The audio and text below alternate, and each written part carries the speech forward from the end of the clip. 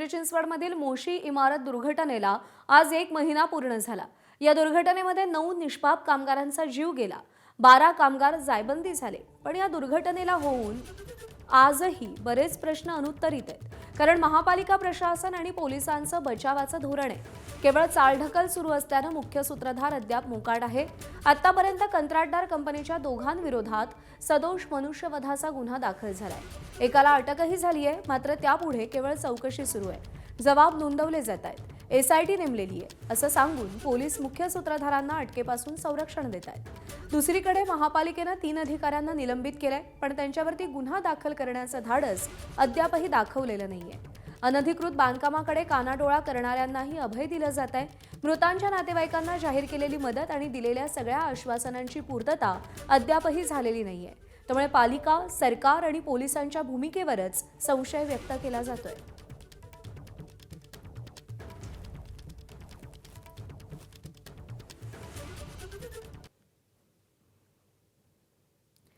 दोघांवर सदोष मनुष्यवधाचा गुन्हा दाखल करण्यात आलाय। मुख्य सूत्रधार कोण आहे, जे प्रश्न उपस्थित होत आहेत आणि जे अनुत्तरित आहेत ते आपण पाहतोय।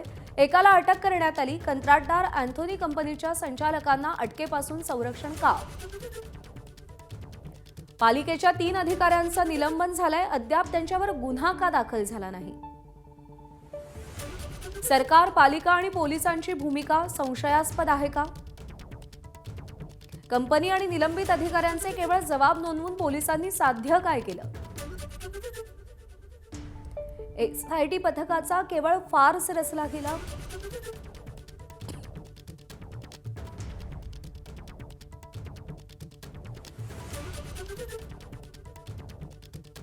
अनधिकृत बांधकामाकडे दुर्लक्ष करणाऱ्यांना अभय का दिलं?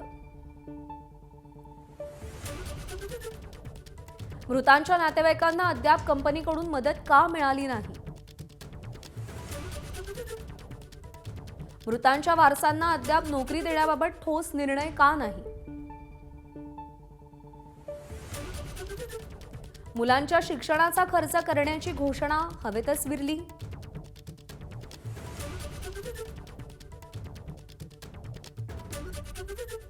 आणि राज्य शासनाची आम्हाला अजून पण काही मदत नाही आलेली। पालिकेचे 10 लाख रुपये आमच्या अकाउंटमध्ये आलेली। आम्ही सांगितलं होतं की कंपनीवाल्यांना जी त्यांनी 25 लाख रुपये रक्कम दिली ती आम्हाला मान्य नाही, कारण त्याच्यात 2 मुलं, घरचे आईवडील काहीच होणार नाही म्हणून आम्ही रकमेत वाढ करायला सांगितली होती। पण गेल्या मीटिंगमध्ये पण त्यांनी आम्हाला काहीच रिस्पॉन्स दिला नाही।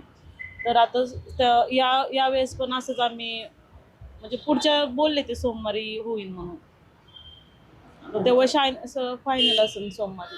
राज्य सरकारकडे आतापर्यंत प्रतिनिधी कोणीच नाही आला। आम्हाला जसं सांगितलं गेलं की तहसीलदार किंवा तलाठी कार्यालयामध्ये डॉक्युमेंट जमा करा, तुम्हाला एक 3 दिवसात किंवा 4 दिवसात पेमेंट जमा होईल। पण त्या संदर्भात पेमेंट काही जमा झालेलं नाही। पालिकेचं जमा झालेलं आहे, त्याच्यासाठी पाठपुरावा करण्यासाठी काय होतं, शासनाच्या अंडर येतं म्हणून आम्हाला कोणी कोऑर्डिनेटसाठी माणूस भेटत नाहीये। पालिकेच्या माध्यमातून आम्हाला आयुक्त सर असतील, स्थानिक नगरसेवक असतील, यांच्याकडनं बऱ्यापैकी आम्हाला सपोर्ट झाला आहे। आमच्या 2 किंवा 3 मीटिंग झाल्या। येत्या सोमवारी आम्हाला सांगितलं की आपण काय असेल तो फायनल निर्णय घेऊ आणि तुम्हाला सगळ्यांना सहमत देऊन सगळ्यात चांगल्या गोष्टीचा निर्णय घेऊ आपण। जी कंपनीची अमाऊंट आहे ती कंपनीची अमाऊंट अजून फायनल नाही झाली की किती देणार आहे आपण, त्यामुळं थोडं थांबलोय। आणि राज्य शासनाचं आम्ही सर्व डॉक्युमेंटेशन कंप्लीट केल्यानंतर पण तिकडनं काही रिस्पॉन्स अजून आलेला नाही आहे।